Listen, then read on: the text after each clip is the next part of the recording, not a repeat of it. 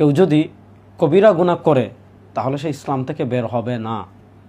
এই আকিদা আহলে সুন্নাহ ওয়াল জামাতের সর্বসম্মত মত। তো আমরা বলি নামাজ যদি কেউ অস্বীকার করে তাহলে সে কি হয়ে যাবে?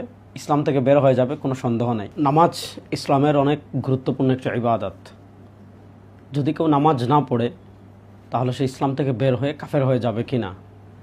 ইদানিং কেউ কেউ এই বিষয়গুলো বর্ণনা করছেন যে কেউ যদি নামাজ ছেড়ে দেয় সে কাফের হয়ে যাবে। কেউ কেউ আরও ভয়াবহ ফতোয়া দিচ্ছেন।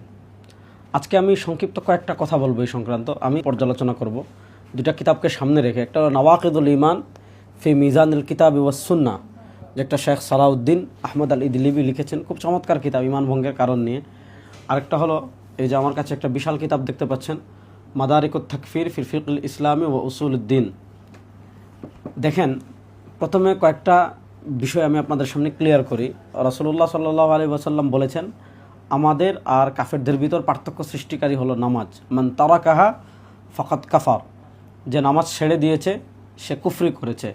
এই হাদিসের আলোকে কেউ কেউ বলে থাকেন কেউ যদি নামাজ ছেড়ে দেয় তাহলে সে কী হয়ে যাবে? ঈমান থেকে বের হয়ে যাবে। এই দুই বইয়ে এই মাসালা সংক্রান্ত অত্যন্ত চমৎকার আলোচনা করা হয়েছে। আগ্রহী তালিবুল ইলম যারা আছেন তারা এই দুটি বই অধ্যয়ন করতে পারেন। আমি শুধু কয়েকটা কথা বলি। আহলুস সুন্নাহ ওয়াল জামাতের আকীদা হলো কেউ যদি কবিরা গুনাহ করে তাহলে সে ইসলাম থেকে বের হবে না। এই আকীদা আহলুস সুন্নাহ ওয়াল জামাতের সর্বসম্মত মত। তো আমরা বলি নামাজ যদি কেউ অস্বীকার করে তাহলে সে কি হয়ে যাবে? ইসলাম থেকে বের হয়ে যাবে, কোনো সন্দেহ নাই।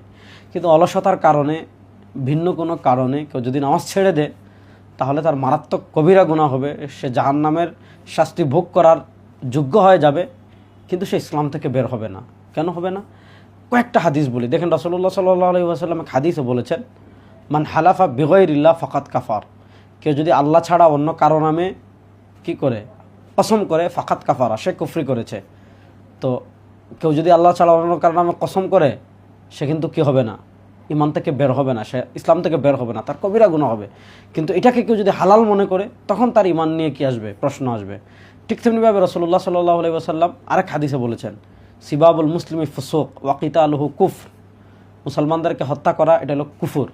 এখন কেউ যদি কোনো মানুষকে হত্যা করে মারাত্মক কবিরা গুনাহ হবে, কিন্তু সে ইসলাম থেকে বের হবে না। হ্যাঁ, এটাকে যদি হালাল মনে করে মানুষ হত্যা, তখন তার ঈমানে কি আসবে? সমস্যা আসবে।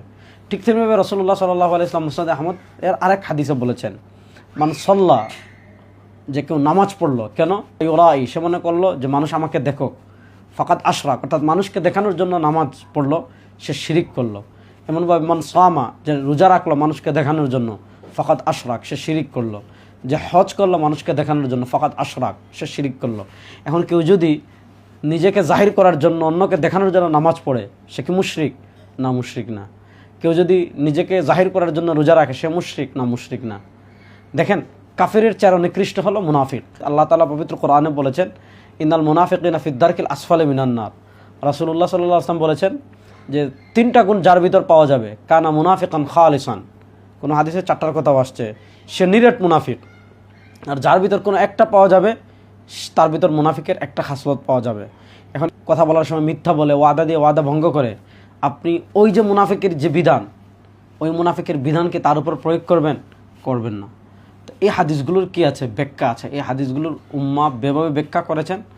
নামাজের হাদিসের একই ব্যাখ্যা আহলুস সুন্নাহ ওয়াল জামাতের ইমামগণ করেছেন। অর্থাৎ কেউ যদি নামাজ অস্বীকার করে, নামাজের ফরজিয়ত অস্বীকার করে, তাহলে সে ইসলাম থেকে বের হয়ে যাবে। হ্যাঁ, কেউ যদি অলসতার কারণে নামাজ ছেড়ে দেয় তাহলে তার মারাত্মক কবিরা গুনাহ হবে, অনেক বড় কবিরা গুনাহ হবে। কিন্তু আহলুস সুন্নাহ ওয়াল জামাতের আকীদা হলো তার ঈমান যাবে না, তার ঈমান ঠিক থাকবে, সে মুসলিমই থাকবে।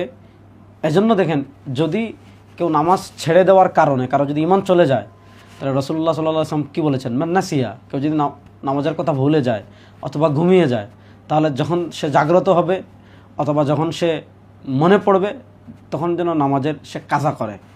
যদি তার ঈমানই চলে যেত, যে কোনো কারণে নামাজ ছাড়লে তার যদি ঈমানই চলে যেত, তো রাসূলুল্লাহ সাল্লাল্লাহু আলাইহি ওয়াসাল্লাম বলতেন কি, আগে কালেমা পড়ে মুসলমান হন, তারপর নামাজ পড়েন।